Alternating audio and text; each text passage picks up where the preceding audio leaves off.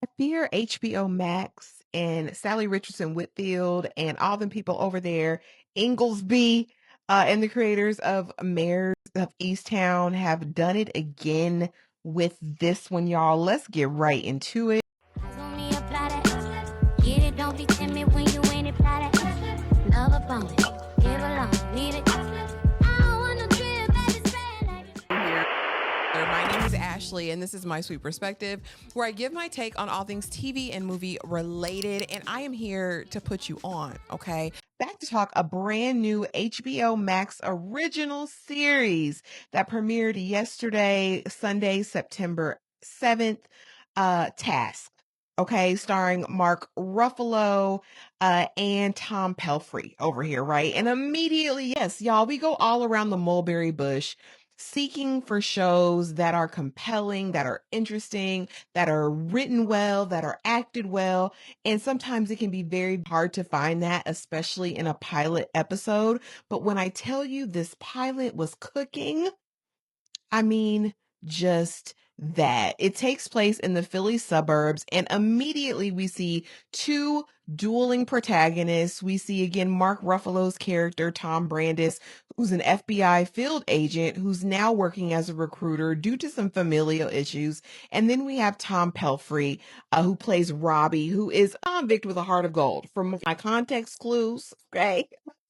And immediately as I was watching y'all, I was like, okay, it's giving very much Dope Thief. Dope Thief was a series that premiered earlier this year on Apple TV, but I couldn't quite get into Dope Thief. I don't know if it was the characters. I don't know if it was kind of like the zany aspect of it.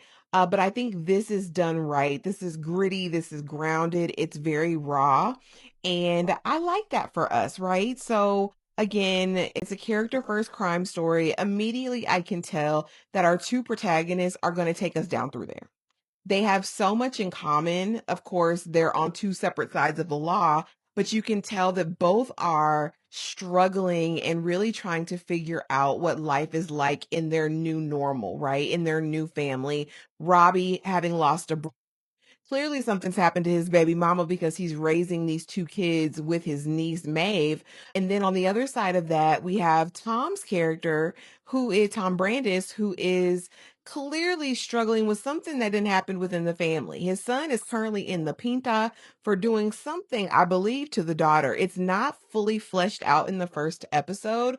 I fear it's y'all say I fear it was a crime committed from brother to sister, but again, we'll see later on. But both are conflicted and both are struggling. We see Tom Brandis, who was an ex-priest turned FBI agent, who is drinking a 44 ounce of liquor every chance he gets in one of them gas station cups and stirring it up with what I don't know, because it seems as though it was straight no chaser. Okay. So he's struggling, and I'm gonna call him Hulk every single time because it's Mark Ruffalo and I adore him. And again, like I said, Robbie, I think, is dealing with the passing of his brother, which I believe is what's sending him on this crime spree. Immediately, the performances from both of our protagonists are excellent. Mark Ruffalo is going to deliver in every role that he's in. He's been around through here. And as far as Tom Pelfrey, who plays Robbie, I'd only ever seen him before, I believe, in Ozark, and he does an amazing job over there as well. So I'm expecting nothing but the best. Now, as far as our side characters, we do have Cliff, who plays Robbie's best friend, who clearly have been down through there together, down through the gutter. And so Cliff has a very strong allegiance. We also meet a young Peaches who immediately is like he proposed to his girlfriend, very kind of goofy. I knew that was his demise. As soon as he opened his mouth and talked about the engagement, I said, oh, he's not long for the earth here. And sure enough, that was the case. Then we have Mullet, aka Mulleta. I love her down bad. She is the niece of Robbie's brother's daughter, who just turned 21, who shares the home. Apparently, the home was left to her. She's also being a surrogate mother to these children. She feels indebted to them and is really struggling with how she can live her life with some autonomy at this point. Her life is basically being lived for these children that are none of hers. And so I really love where that's going and what it's going to be going forward. Now, as far as the pacing and the stakes, they're high immediately. We have again Mark Ruffalo's character who's clearly battling this with his alcoholism. His daughter and his relationship is strained. He left the priesthood, but he still has this priest come over who the relationship's interesting, y'all. I don't know. I gave that there's more that meets the eye, but I'm going to sit it right here. But again, he is off of field agent duty and he's recruiting, right? He's talking to people about the benefits of joining the FBI.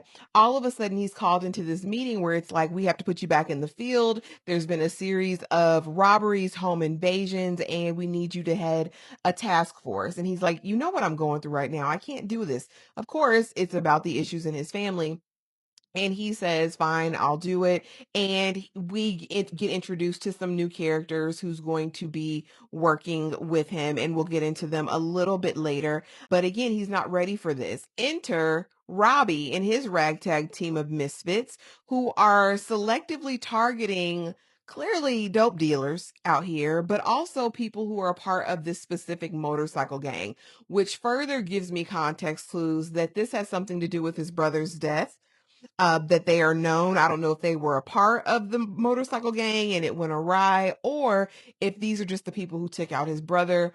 Nevertheless, it's got V for Vendetta stamped and written all over it. Okay. The story progresses. We see Robbie really faced with his humanity. We know that he's a father, and they do an excellent job of showing him in moments of care with his children. Like, I'm reading to my son, I'm making up voices, I'm holding them, I'm loving on my daughter. I'm just very present all the while I'm living this secret, dangerous life. And so they're robbing houses every single day. They're, again, garbage men by day, robbers by night. But this last one goes awry. You know, the people really want to fight. Now, Red in this house, she had a lot of mouth and a lot of chutzpah, you know. Okay. Anyway, they get bound, gagged, all of that. Peaches loses his blicky. Annoying as hell, right? And so they're fighting back. They're really trying to go through. We're not trying to be violent. We literally just want the money. They're not coming up off of it. One thing leads to another, and we got to take some people out. They unalive Peaches. We got to take some people out. And as we're about to leave the house, we find out that there's a little boy that I believe was being abused and neglected, that they had sleeping on a pallet in the basement. And so now what do we do? Immediately I'm thinking, oh my God, he's going to take out this little boy. But knowing who Robbie is, because they've done a great job of painting the picture for us, I was like, no, he's not going to hurt the baby. And he doesn't. He takes the baby with him. But now we've absconded with a child and there's bodies there. There's Peaches, who I'm sure is a known associate. And now Tom Brandis's team is on the job and they'll have to discover what's going on. Again, he's immediately invested once he sees that the baby is involved. I like how both of these people are fathers. How Tom and Robbie are both fathers and they're both in a precarious situation, but for different reasons. I'm very interested to see what this intersection is going to look like between fatherhood and justice, fatherhood and humanity, fatherhood and integrity. I'm really interested to see what's going to happen with that. Automatically, we see Maeve is going to be the voice of reason and really the adult in the situation, even though she's much younger. The task force, again, we have Aaliyah, who I love how they paint her immediately. Very well put together, chocolatey honey, and she's OCD, right? But she's here to get the job done. Then we have Lizzie. Lizzie's off the chain. I don't like Lizzie. Immediately I wanted to fire Lizzie when she was out there cussing out her husband. Don't bring her in the room. I don't like her. I don't want her. And then we have Anthony Brazo, aka Sir Krispy Kreme, from In the House of the Dragon Streets. I immediately know he's going to piss me off. So will this team be able to come together under the leadership of Tom Brandis, who really can't stand up straight after 8 p.m. because he's so drunk? We shall see, you guys. Overall, great pilot episode. I can't wait to dive into it more. Don't forget, Monday nights, we will be doing a live panel discussion of Task Weekly. Okay. So make sure you're there. And if you haven't already, what are you doing? Make sure that you're subscribed, hit that notification bell, like the video, drop a comment, baby. We almost to 10K. We're almost there. Go ahead and help your good sis out and let's get there. But drop it in the comments. Was this a great pilot for you? Did you watch it? Are you completely set the same way I am? Let me know. And thanks so much for watching. I will see you in the next video.